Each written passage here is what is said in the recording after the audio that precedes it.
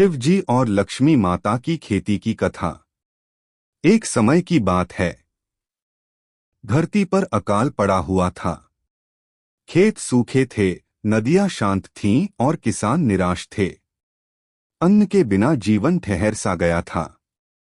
देवताओं को चिंता हुई कि यदि धरती पर हरियाली न लौटी तो मानव जीवन संकट में पड़ जाएगा। तब महादेव शिव कैलाश पर ध्यान में लीन थे।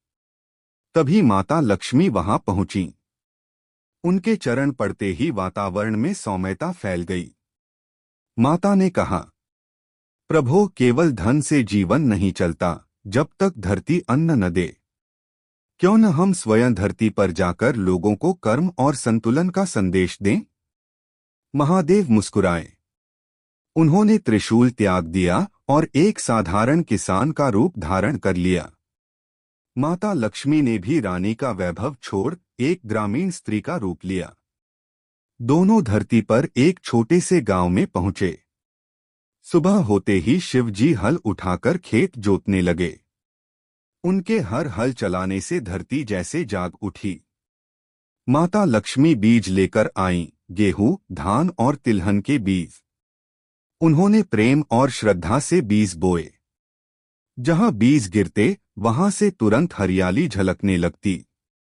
शिव जी ने किसानों से कहा, खेती केवल मेहनत नहीं, साधना है। धरती माँ का सम्मान करो, वह कभी खाली नहीं लौटाएगी।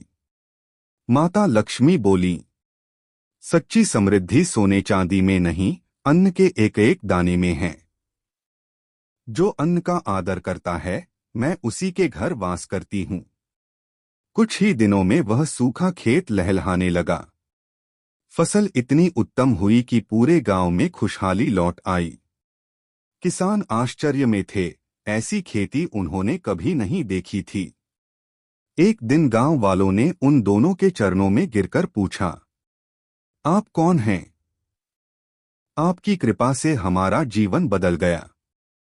तब महादेव ने अपना दिव्य रूप प्रकट किया और माता लक्ष्मी स्वर्ण आभा में चमक उठीं। गांव वाले भाव विभोर हो गए।